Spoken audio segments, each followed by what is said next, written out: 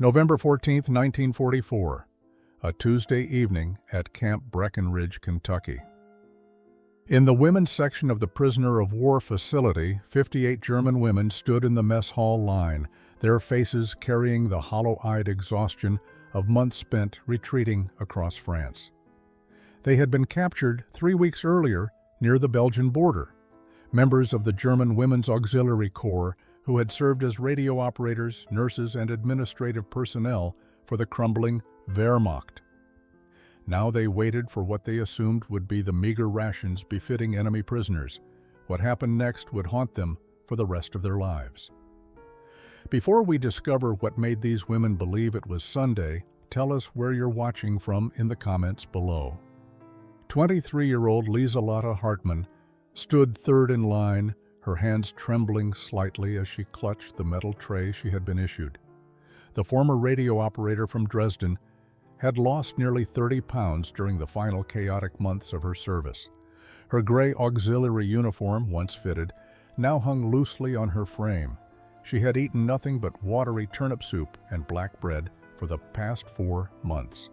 The last time she had seen real meat was in June, at her sister's wedding, when her family had sacrificed an entire month's rations for a small pork roast. Behind her, 27-year-old Hildegard Zimmermann, a nurse from Stuttgart, whispered in German to 21-year-old Irmgard Schaefer. They were trying to guess what the Americans would serve. Potato peelings in water maybe, some kind of grain mush, certainly nothing substantial. They had been taught that America itself was suffering from food shortages, that the capitalist system was collapsing under the weight of war production. The line moved forward, and Liesel found herself standing before Corporal Eugene Miller, a broad-shouldered young man from Iowa who managed the camp kitchen. He wore a genuine smile as he lifted a serving spoon.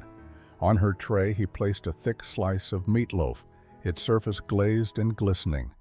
Beside it, he added a generous mound of mashed potatoes, creating a small crater in the top, which he filled with rich brown gravy. On the other side of the tray, he spooned out green beans glistening with butter. Liesel stared at the tray in her hands, unable to move. Her mind struggled to process what she was seeing. This was more food than her entire family had eaten in a week back in Dresden. This was the kind of meal reserved for Christmas or Easter. This was Sunday dinner.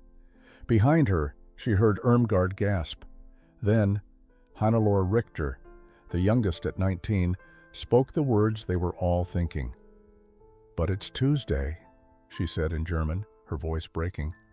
"Why are they giving us Sunday dinner on Tuesday?" The confusion rippled through the line of German women like a physical wave. Several began to cry softly. Others stood frozen, staring at their trays as if the food might disappear if they looked away. 6 months earlier, in May 1944, Liesel Hartmann had stood in a different line.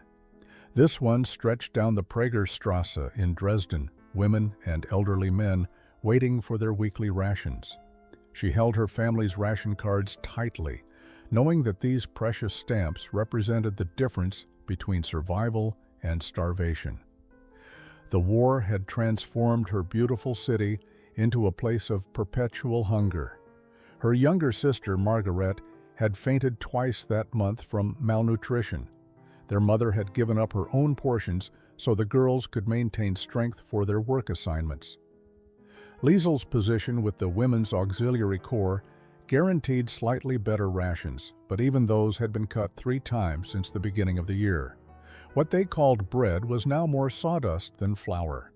The margarine was gray and tasted of chemicals. Real butter had become a distant memory from childhood. Hildegard Zimmermann's experience in Stuttgart had been even worse.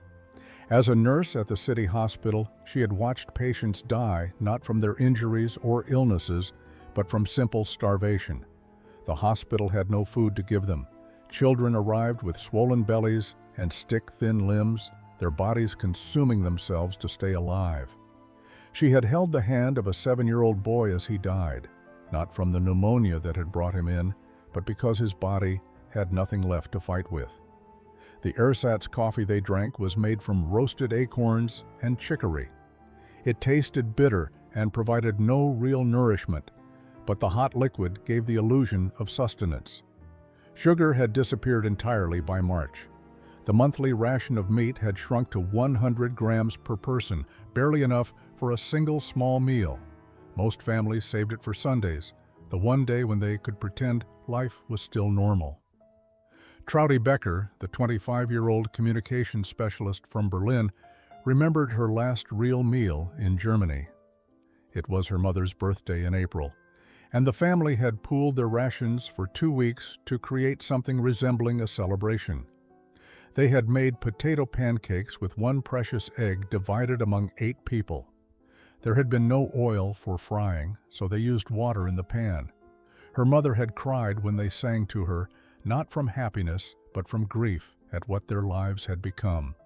The women had been taught that their sacrifices were necessary for victory. The propaganda films showed them that Americans were suffering equally, that the entire world was starving because of British blockades. They were told that enemy prisoners in American camps were treated brutally, given barely enough food to survive, worked to exhaustion as punishment for their nation's aggression. Irmgard Schaefer, the young clerk from Munich, had believed every word. She had volunteered for auxiliary service, believing she was protecting her homeland from enemies who wanted to starve them into submission. Now, standing in a Kentucky mess hall with more food on her tray than she had seen in months, every belief she held about America was crumbling. The transport ship had departed from Le Havre on October 23, 1944. 58 German women, guarded by American military police, had crossed the Atlantic in the hold of a converted cargo vessel. They had expected the worst. Stories circulated among them during the voyage of prison camps where captured Germans were beaten, starved, and forced into slave labor. These stories had been reinforced by years of propaganda showing American soldiers as barbaric criminals. Liesel had spent the 11-day crossing convinced she was sailing toward her death. She had written final letters to her family, which she kept hidden in her uniform pocket. She memorized her sister's face from the small photograph she carried, certain she would never see Margaret again. The other women shared similar fears. They comforted each other in whispered German conversations, trying to maintain dignity in the face of what they believed would be their destruction. When they arrived at Camp Breckenridge in western Kentucky, they were met by Captain Dorothy Brennan, one of the few female officers assigned to oversee prisoner facilities. Captain Brennan was a 34-year-old career military officer from Boston who had specifically requested this assignment. She had studied German in college and understood that these women were not hardened Nazi soldiers, but auxiliary personnel caught in circumstances beyond their control. The camp itself surprised them. It was clean, organized, and far less threatening than they had imagined. The barracks designated for female prisoners were simple but weatherproof, with real beds and blankets. There were washing facilities with running water. The fences were there, certainly, and armed guards patrolled the perimeter, but there was none of the brutality they had been taught to expect. Sergeant Thomas Kowalski, a Polish-American from Chicago, had processed their arrival with mechanical efficiency, but without cruelty. He had explained the camp rules in slow, clear English, while Elfriede Wagner, who spoke some English from her school days, translated for the others. They would have work assignments. They would follow a daily schedule. They would be treated according to the Geneva Convention standards for prisoners of war. What he did not mention, what none of them could have anticipated, was Corporal Eugene Miller's philosophy about food. The young Iowan had grown up on a farm where meals were abundant and hospitality was sacred. He had carried those values into military service, believing that how you fed people revealed your character. When he had been assigned to manage the camp kitchen, he had made a private decision that would change everything. He would feed the German prisoners exactly the same food he would serve to American soldiers, not because regulations required it, but because his conscience demanded it. The mess hall fell silent as the 58 women found seats at the long tables. They placed their trays down carefully, as if the food might vanish if handled roughly. Liesel sat between Hilda and Irmgard, all three staring at their plates with expressions that mixed disbelief with something approaching fear. Around them, American guards and camp personnel ate the same meal, treating it as completely ordinary. Corporal Miller moved through the room, checking that everyone had been served. He noticed the German women's reactions, but misunderstood their stillness as hesitation about unfamiliar food. "It's just meatloaf," he said cheerfully to the table where Liesel sat, though none of them understood his English. "My ma's recipe. Nothing fancy, but it sticks to your ribs." 19-year-old Hannelore Richter was the first to pick up her fork.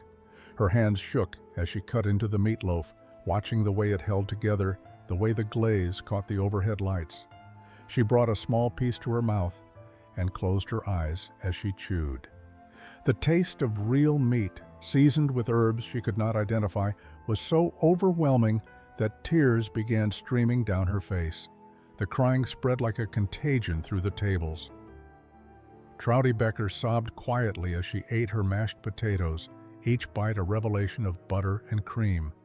Irmgard could not stop staring at the green beans, touching them with her fork to confirm they were real. 31-year-old Elfriede Wagner, the eldest and most composed of the group, found herself weeping into her napkin as she tasted food that reminded her of life before the war. The American personnel exchanged uncomfortable glances.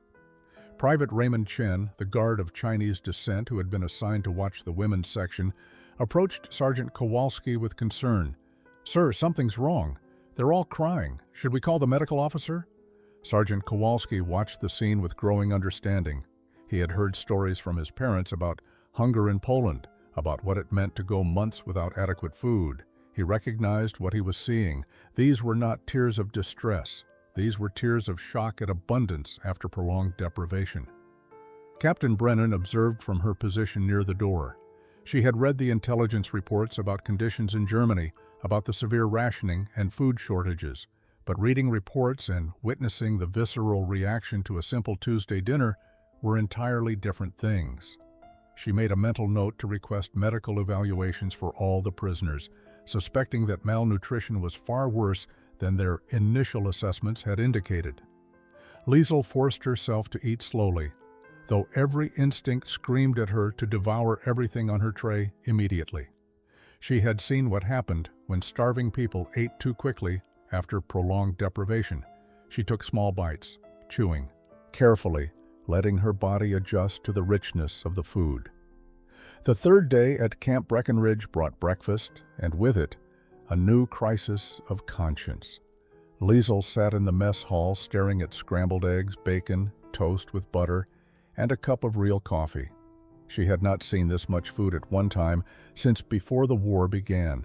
Her stomach, which had shrunk during months of near starvation, could barely hold a full meal. Yet here was another feast, presented as if it were nothing remarkable.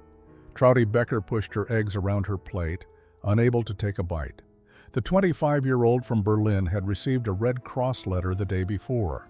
Her mother's careful handwriting described how they were surviving on potato peels and cabbage leaves. Her younger brother, only 14, had been conscripted into the Volkssturm and sent to defend what remained of Germany's eastern territories. The family was eating one meal every 2 days, stretching their rations to breaking point. Now Trouty sat before more food than her entire family would see in a week, and the weight of that abundance felt like a betrayal. She was eating bacon while her mother boiled leather scraps to make something resembling soup. She was spreading real butter on white bread while her brother, if he was still alive, marched toward certain death on an empty stomach. Hilda Zimmerman noticed Trouty's untouched plate and understood immediately. The nurse from Stuttgart had been wrestling with the same guilt since that first Tuesday dinner. She leaned close and whispered in German, "Not eating will not feed your family. It only wastes what has been given." But the logic of survival did not ease the emotional burden. Around the table, other women struggled with similar conflicts. Irmgard had stopped writing in her diary because she could not bear to record the truth of her circumstances. How could she write that she was eating 3 full meals daily while Germany starved? How could she describe the thickness of the gravy, the tenderness of the meat, without feeling like she was documenting her own treason? 31-year-old Elfriede Wagner had taken a different approach. She ate everything placed before her with methodical determination. When the younger women expressed their guilt, she told them bluntly that their suffering would not alleviate anyone else's hunger. Their deaths from refusing food would not save a single German child. They had a duty, she argued, to survive, to bear witness, to eventually return home and rebuild what the war had destroyed. Yet even Elfriede's practical philosophy could not entirely silence the voice that whispered she was collaborating with the enemy simply by accepting their food. The propaganda they had been fed for years had taught them that accepting anything from Americans was a form of moral surrender. Every bite felt like an admission that everything they had believed about their enemies might be wrong. Private Raymond Chen, observing from his post, noticed that many of the women ate with their heads bowed, as if in shame. Captain Brennan documented these observations in her daily reports, noting severe psychological distress related to the disparity between their treatment and conditions in their homeland. On the 5th evening at Camp Breckenridge, after another substantial dinner of pot roast with carrots and potatoes, the German women gathered in their barracks for what had become an unspoken ritual. They sat on their bunks in the fading November light and talked about food. Not the abundant American meals they were now eating, but the meals they remembered from home, from the time before hunger became their constant companion. Elfriede Wagner spoke first, her voice carrying the authority of age and experience. She described her mother's Sunday sauerbraten, a dish that required days of preparation. The beef would marinate for nearly a week in a mixture of vinegar, wine, and spices. Her mother would turn it twice daily, talking to it as if the meat could hear her patience and care.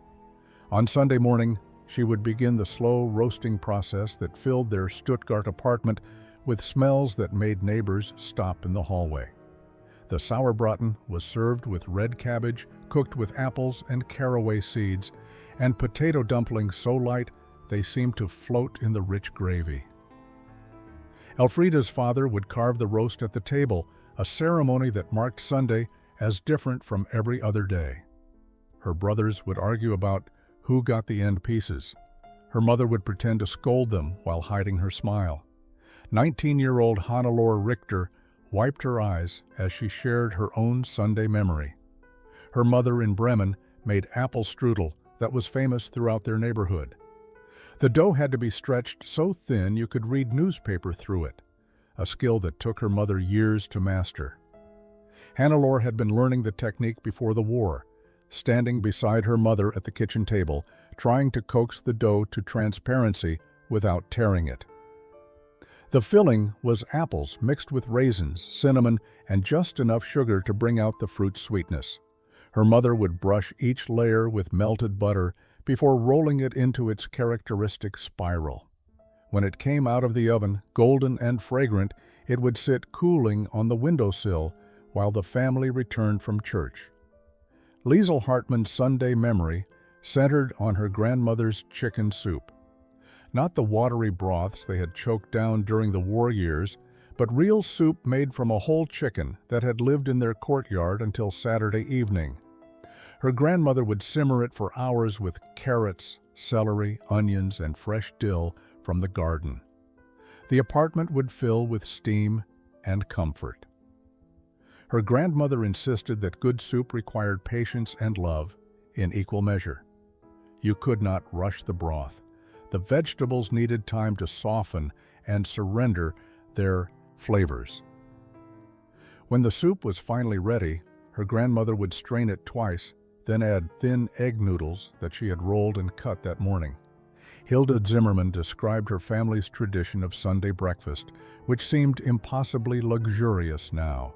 Fresh bread rolls from the baker, still warm when her father brought them home. Real butter, yellow and soft, sliced meats and cheeses arranged on her mother's good platter, soft-boiled eggs in porcelain cups, strong coffee with real cream and sugar. The memories flowed around the barracks like a shared liturgy of loss. Each woman contributed her family's Sunday rituals, the foods that had marked their weeks and defined their identities. Corporal Eugene Miller had grown up on a 200-acre farm outside Cedar Rapids, Iowa, the youngest of 6 children in a family where food was both sustenance and love language. His mother, Ruth Miller, had fed not only her own large family but also every hired hand, traveling salesman, and neighbor who happened to arrive at mealtime. In the Miller household, no one left the table hungry. It was a point of pride and a moral principle. Eugene had enlisted in 1942, shortly after his 20th birthday, expecting to see combat in Europe or the Pacific. Instead, the Army had noted his farm background and assigned him to quartermaster duties. When he protested that he wanted to fight, his commanding officer had told him something he initially dismissed as bureaucratic nonsense, but later came to understand as profound truth. Son, an Army marches on its stomach. Feeding soldiers properly is combat support.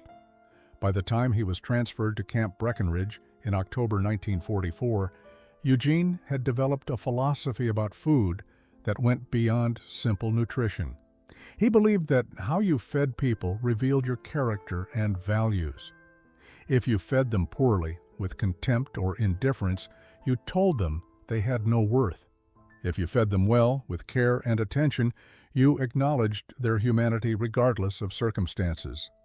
When he learned he would be managing the kitchen for a prisoner of war camp, Eugene made a decision that he never bothered to run past his superiors. He would serve the German prisoners exactly the same food he served to American personnel. Not because regulations required it, though the Geneva Convention did mandate adequate nutrition for prisoners. He did it because his mother had raised him to believe that food was a sacred trust, and that trust did not disappear just because someone spoke a different language or wore a different uniform. Sergeant Kowalski had questioned this approach during Eugene's first week at the camp. "You know they're Nazis, right? These aren't innocent civilians. They served Hitler's military." Eugene had considered this while chopping onions for that evening's beef stew. "Sergeant, I've been reading the reports about what we're finding in Germany, the concentration camps, the starvation, all of it. You know what I think separates us from them? We don't become monsters just because we're fighting monsters. If I start treating prisoners like they're subhuman, if I start feeding them slop because I think they deserve it, then I'm no different than the enemy we're supposed to be better than." The sergeant had not argued further, though Eugene suspected his reasoning had been forwarded up the chain of command. No one stopped him, so he continued cooking the way his mother had taught him. He made meatloaf with her recipe, mixing ground beef with breadcrumbs, eggs, onions, and a special blend of spices. He mashed potatoes with real butter and cream. He made gravy from pan drippings the way it was supposed to be made.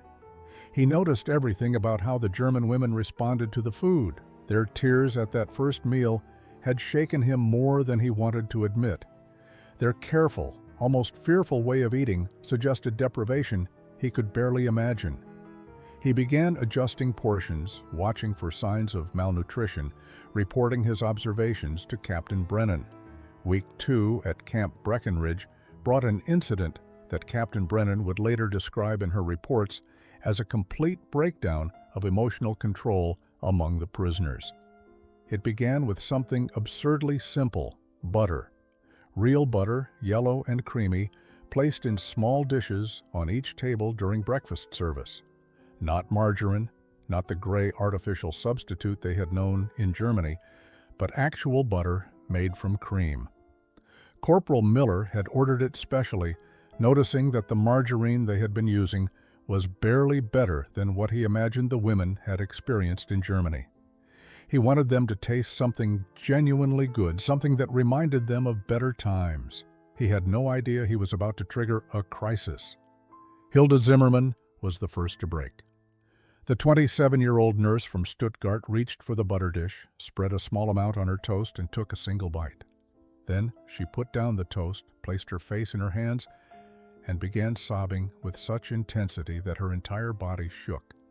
The sound was raw and terrible, emerging from somewhere deep in her chest.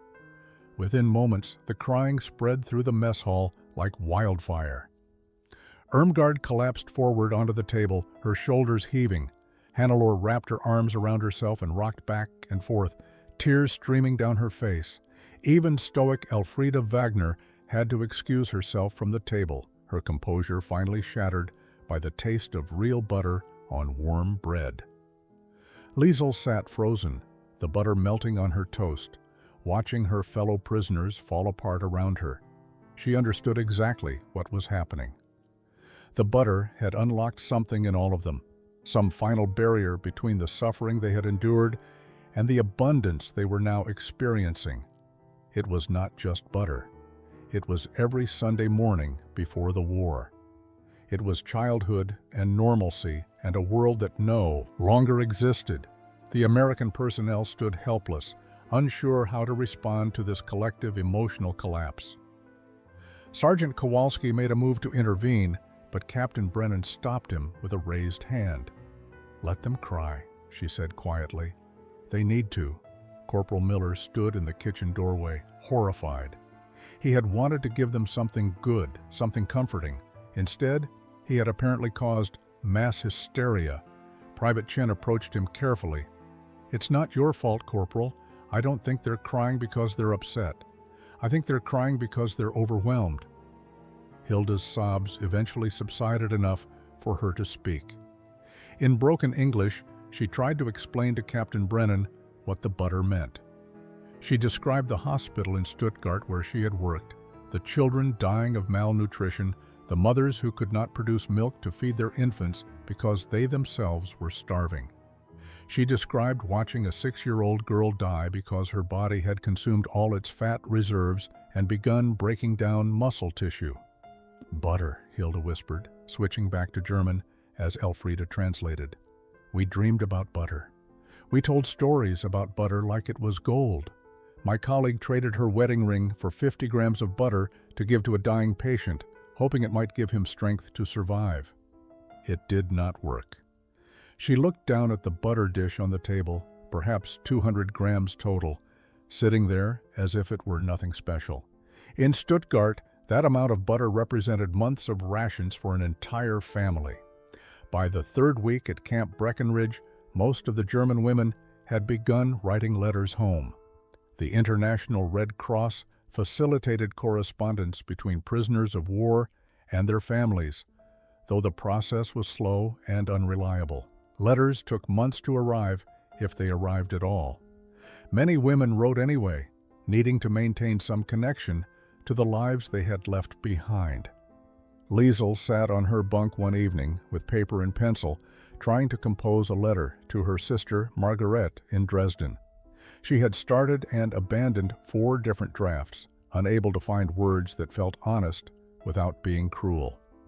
How could she describe her current circumstances without sounding like she was boasting about her good fortune while her family starved?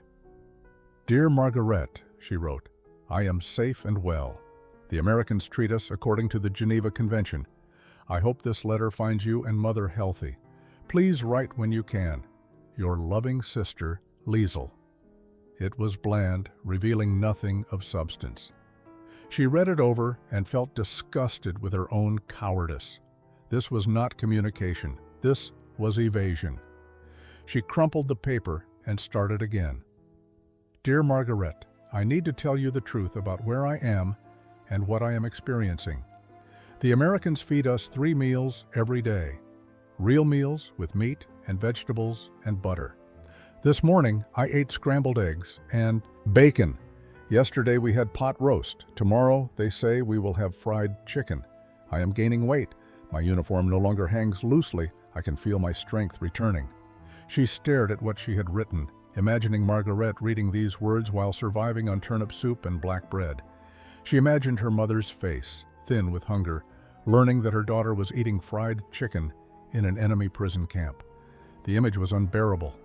Liesel continued writing, knowing she would never send this letter, but unable to stop. I feel like a traitor every time I eat. I feel like I'm betraying you and Mother and everyone suffering in Germany. The Americans do not torture us or starve us or treat us cruelly. Everything we were told about them was a lie. They show us kindness, and I do not know what to do with that kindness, except feel ashamed of it. Around the barracks, other women were engaged in similar struggles.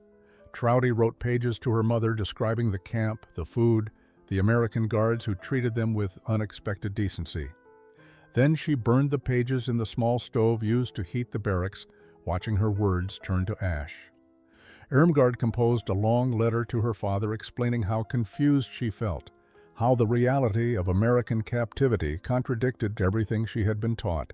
She described Corporal Miller's kindness, Captain Brennan's fairness, the way the guards treated them like human beings rather than enemies.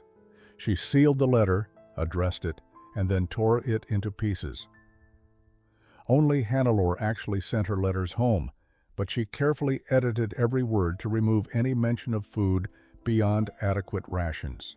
She wrote about the weather, about her health, about hoping the war would end soon.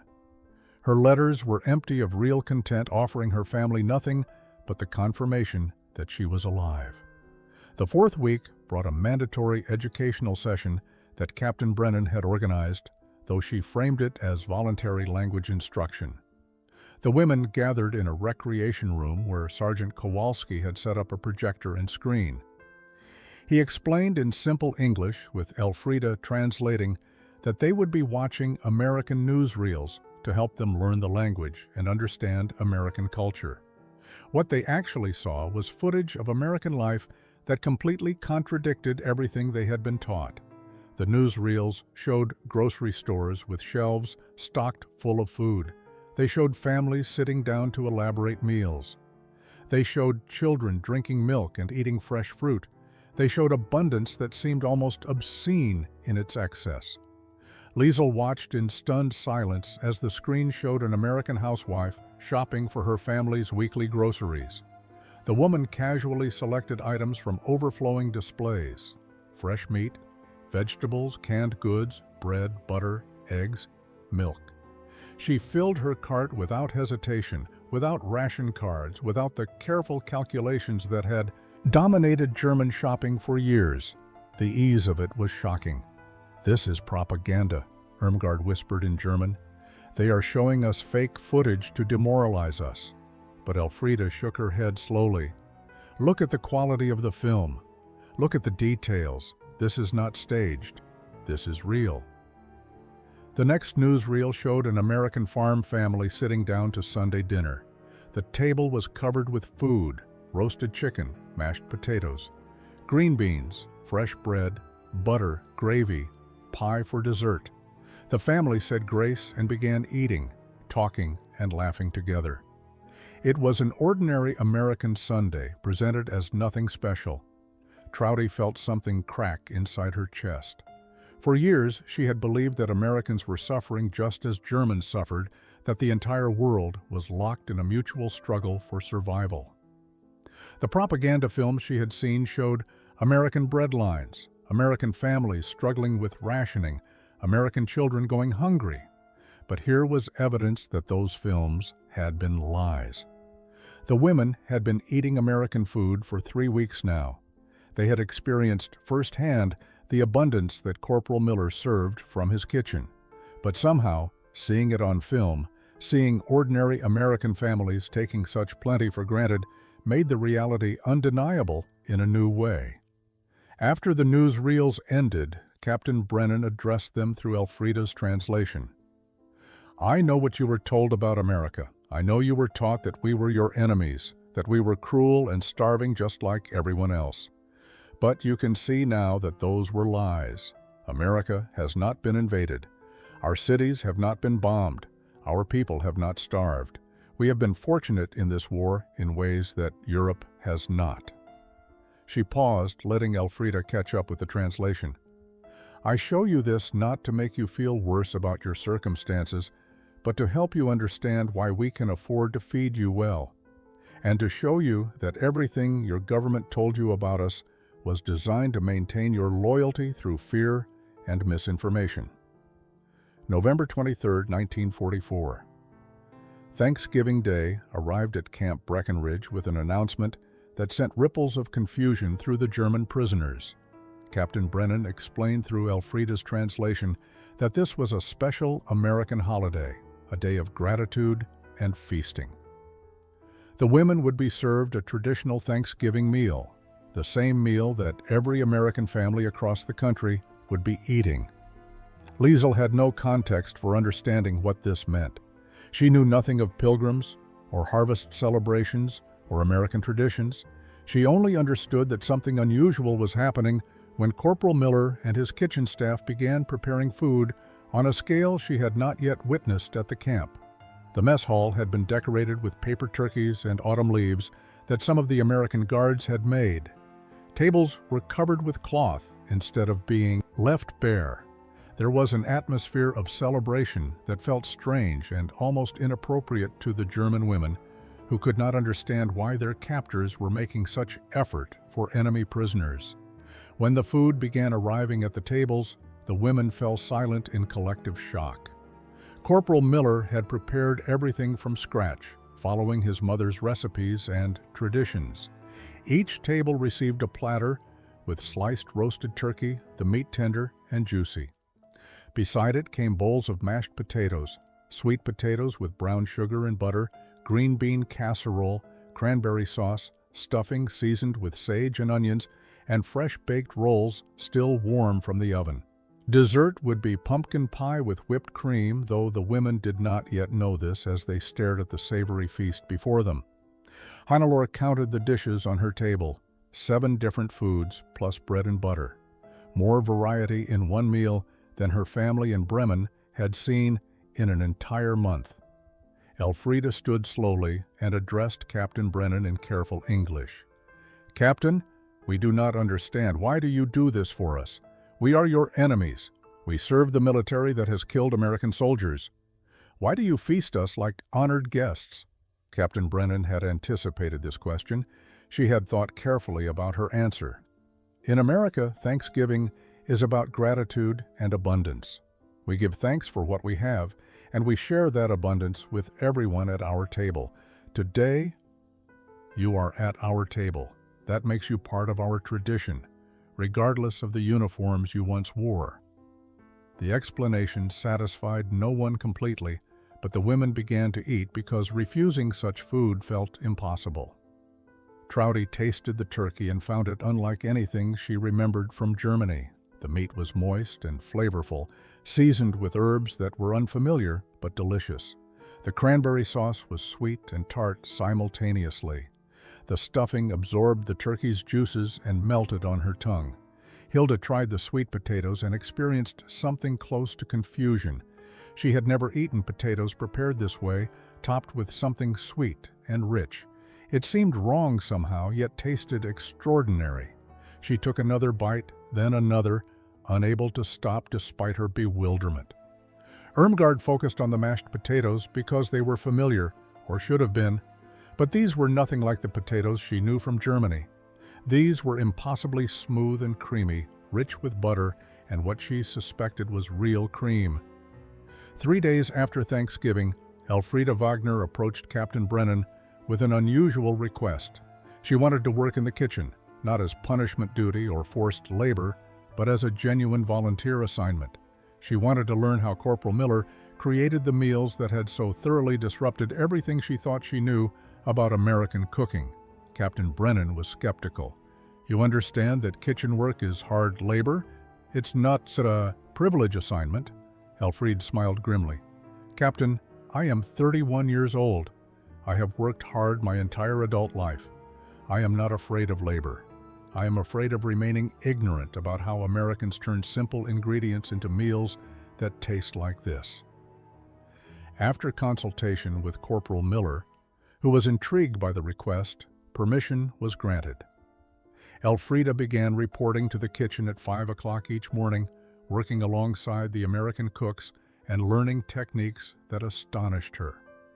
The first revelation came from watching how much butter Corporal Miller used. He added butter to everything: vegetables, potatoes, bread, sauces. He used it with a casualness that would have been criminal in Germany, where 50 grams of butter was a week's ration for an entire family.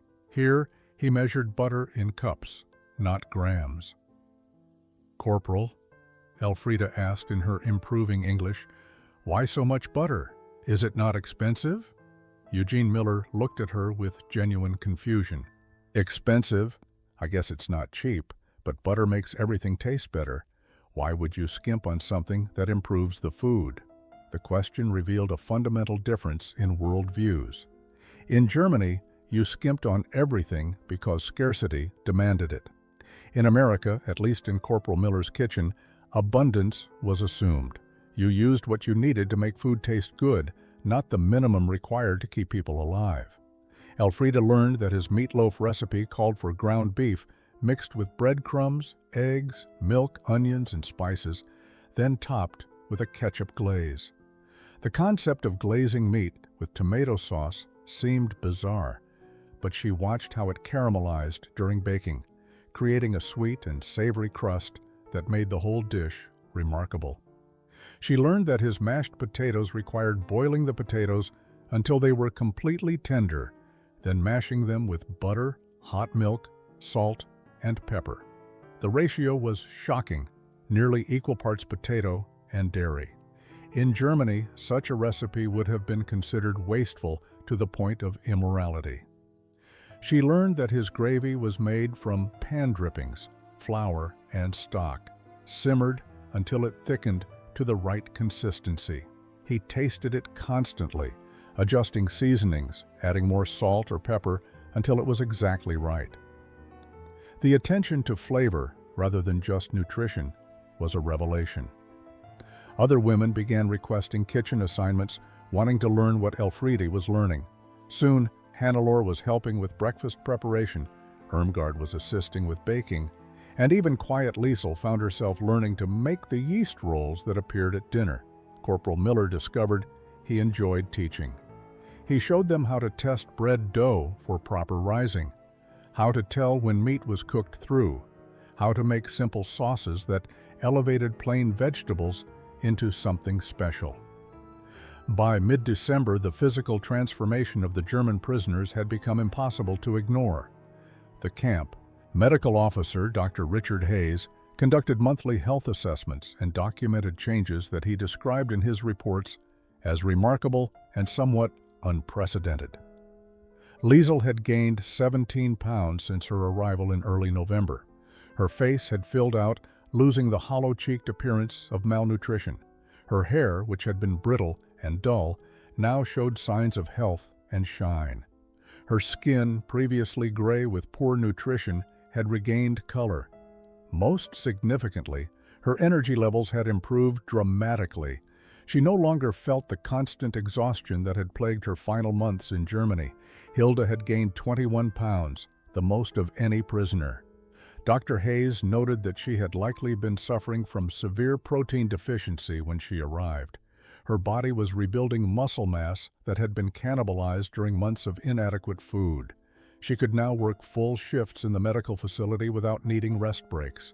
Hannelore, the youngest at 19, had grown noticeably in height as well as weight.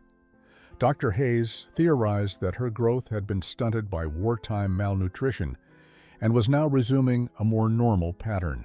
She had gained 15 pounds and nearly 2 inches in height, her body finally receiving the nutrients it needed for development. The physical changes were obvious and measurable. The psychological changes were more subtle but equally significant. Sergeant Kowalski noted in his security reports that the prisoners' demeanor had shifted. They no longer moved with the defeated posture of captured enemies.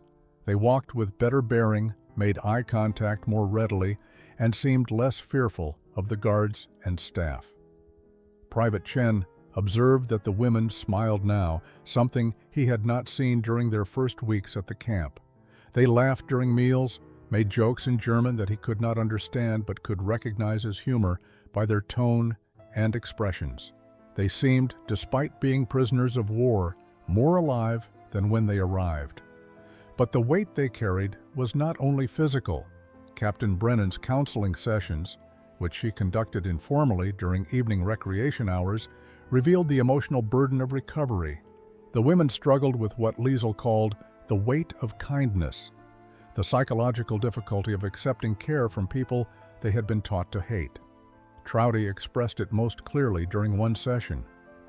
"Every pound I gain feels like a pound of guilt. My body is healing, but my conscience is sick. How do I reconcile being healthy while my family starves? How do I accept that Americans have shown me more humanity than my own government ever did?"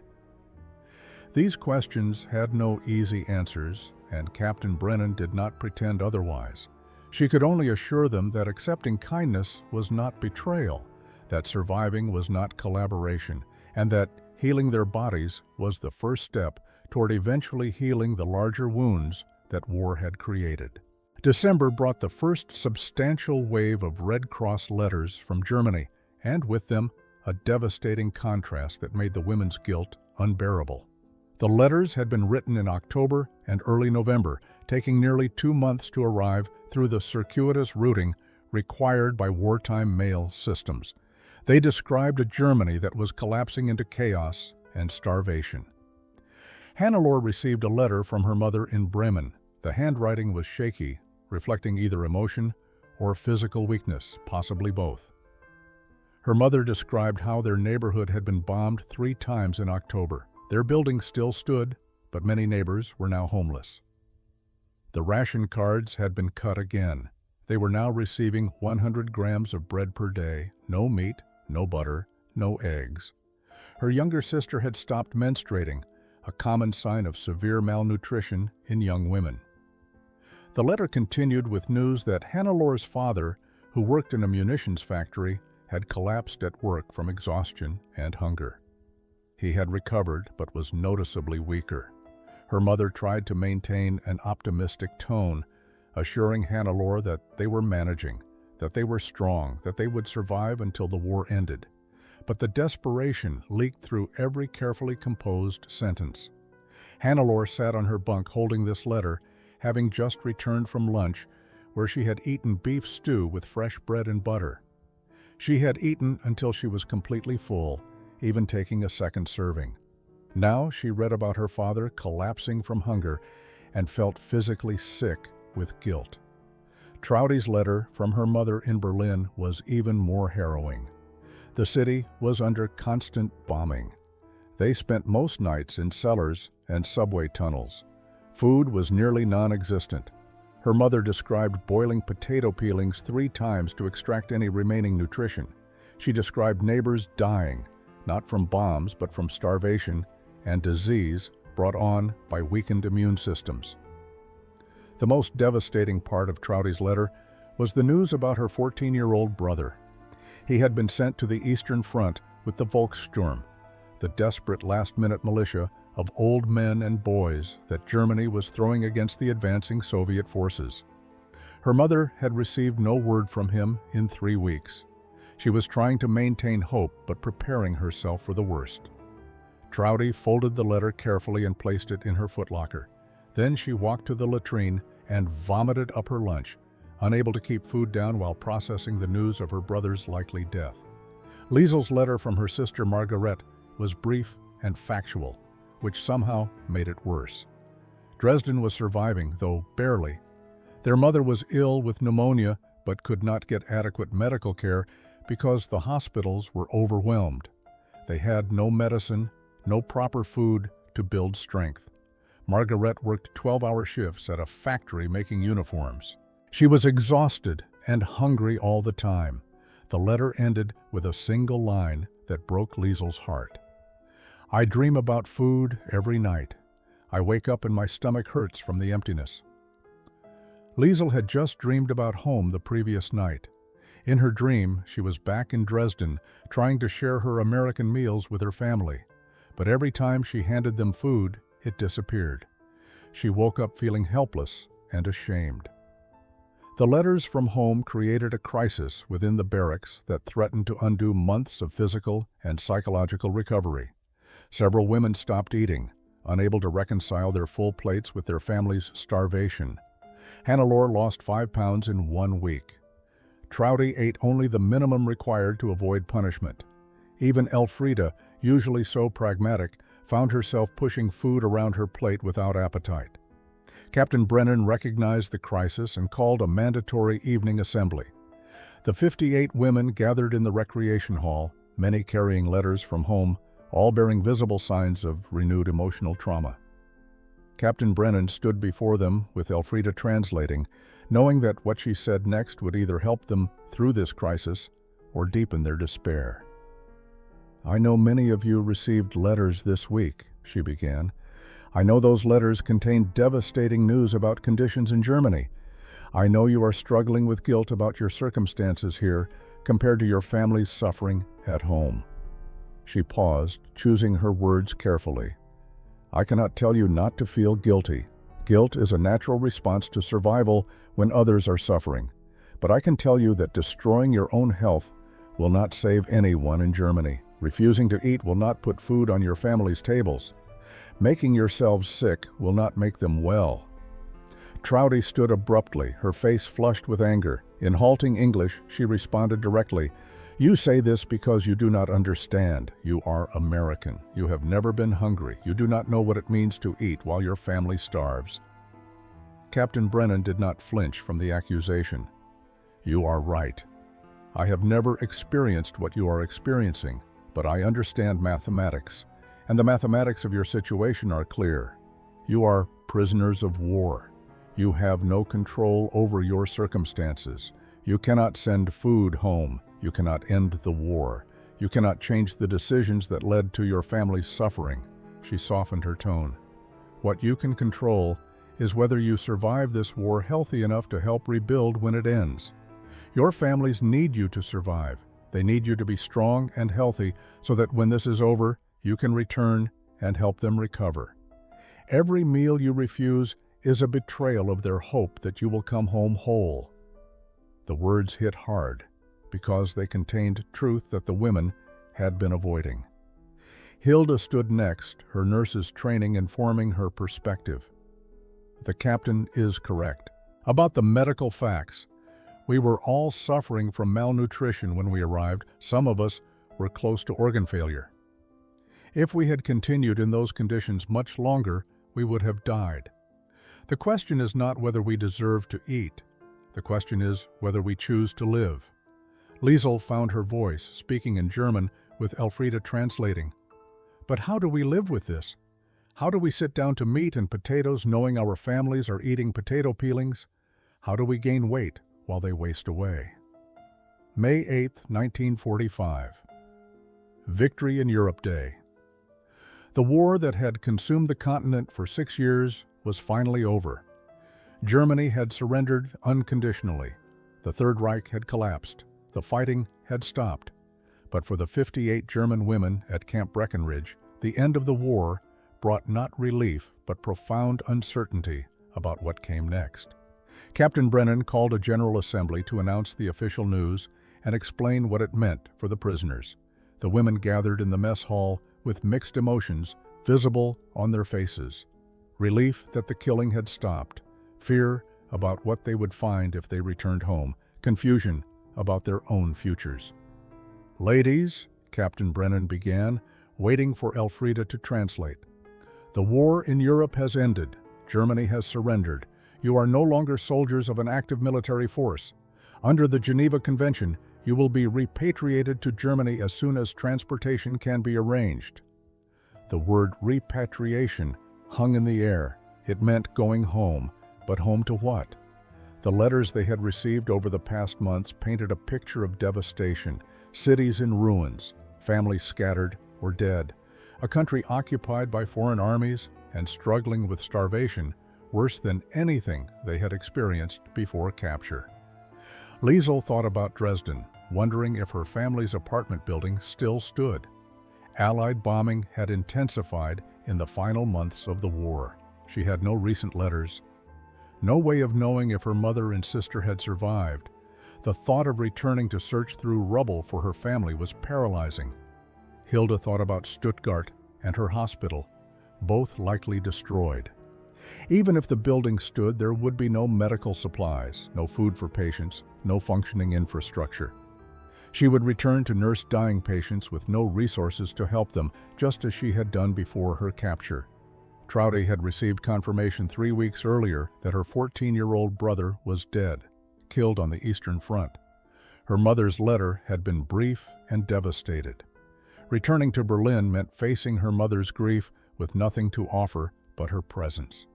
It meant living in a city divided among occupying powers, struggling for survival in the ruins of Hitler's capital. Captain Brennan continued, sensing their turmoil. "I understand this news is complicated for you. The Army will provide transportation to displaced persons, camps in Europe. From there, you will be processed and released to return to your homes. The timeline is uncertain, but likely within the next 2 to 3 months. 2 to 3 more months of American meals, American warmth, American safety. Then back to Germany and whatever remained of their former lives." The math was simple, but the emotions were impossibly complex. That evening, the women gathered in their barracks for a discussion that lasted until after midnight. They spoke in rapid German, their voices rising and falling with emotion as they debated what returning home meant and whether they had any alternative. Elfrida raised the question that several had been thinking, but none had dared to speak. "What if we asked to stay?" The suggestion was met with shocked silence. Prisoners of war asking to remain with their captors rather than accept freedom?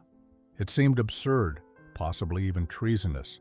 But as they talked through the night, the idea began to seem less impossible and more like a desperate but rational response to circumstances none of them had chosen.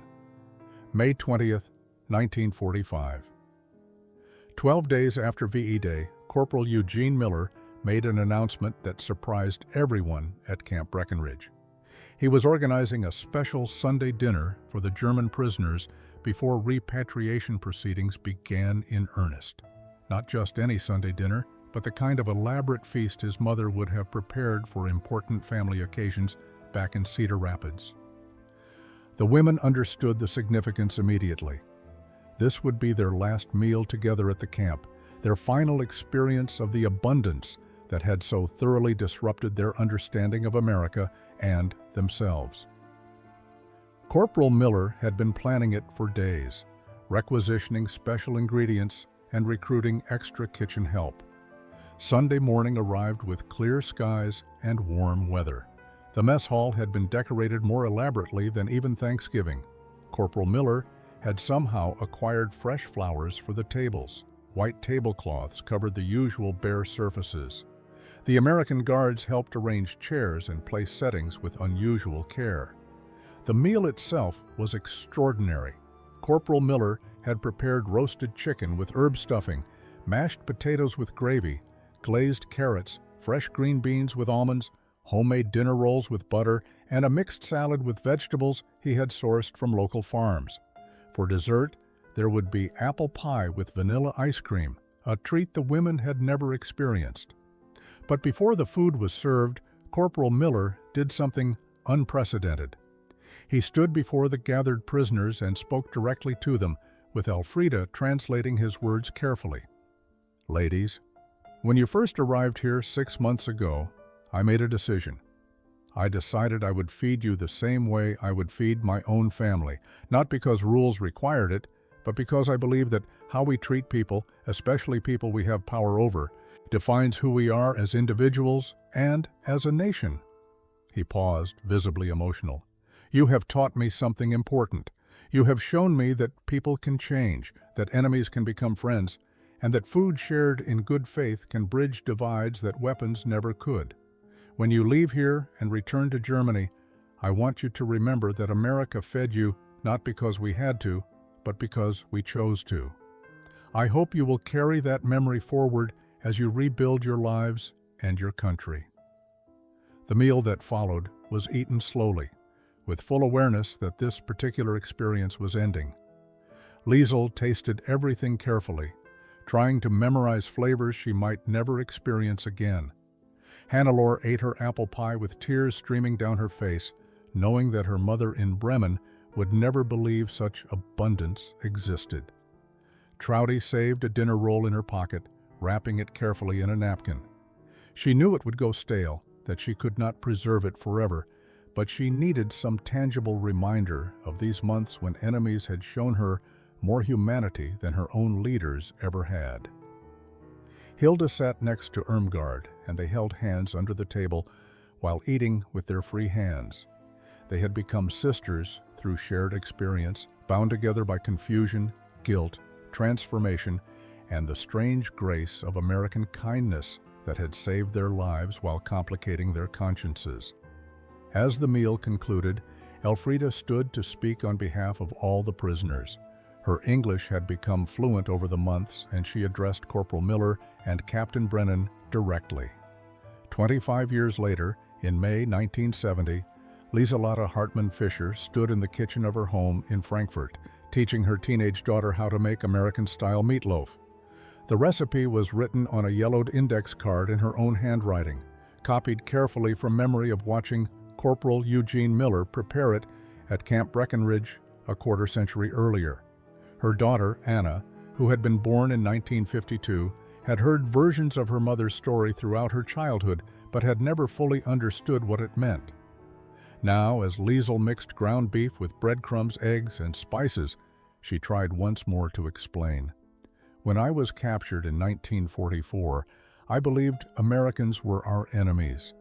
I had been taught they were cruel, that they would torture prisoners, that they were barely surviving themselves. Everything I believed was wrong. She shaped the meatloaf mixture into a pan, her hands moving with practiced confidence. The first meal they gave us was meatloaf like this. It was a Tuesday evening, but the food was so abundant we thought it must be Sunday. We could not understand why they would give us Sunday dinner on a weekday. Anna watched her mother work, seeing the distant look in her eyes that always appeared when she spoke of those days. But you came home. You could have stayed in America like some of the others, but you chose to come home. Liesel nodded, sliding the meatloaf into the oven. 14 of us asked to stay. I was not one of them. I chose to return to find my family, to help rebuild. It was the hardest decision of my life. She had found Dresden in ruins, her family's apartment building damaged but standing. Her mother had survived, though weakened by years of deprivation. Her sister Margaret had married a British soldier and emigrated to England. The city Liesel had known no longer existed, replaced by something scarred and struggling but determined to heal. What Corporal Miller taught me with his meatloaf was this: abundance is not evil, kindness to enemies is not weakness, and the measure of a civilization is not its military power, but how it treats those who have no power to resist. She had returned to Germany carrying these lessons, along with recipes written on scraps of paper and memories of American guards who had treated her with dignity. She had married Heinrich Fischer, a fellow German who had been held at a different American camp, and shared similar stories of unexpected humanity. Together, they had built a life in the new Germany, the democratic Germany, the Germany allied with its former enemies. Hilda Zimmerman had stayed in America, becoming a citizen and working as a nurse in Massachusetts until her retirement. They corresponded regularly, their letters bridging the Atlantic with memories and updates. Hilda had never married, dedicating her life to caring for others as penance and purpose. Trouty Becker had returned to Berlin and become a translator, helping to facilitate communication between German and American officials during the occupation and Reconstruction. She had carried that dinner roll in her pocket for 3 years before finally letting it go, accepting that she did not need physical objects to remember what those months had taught her. The timer rang. Liesel removed the meatloaf from the oven, its surface glazed and glistening exactly as she remembered. She had been making this recipe for 25 years, serving it to her family every few months as a reminder of where she had been and what she had learned.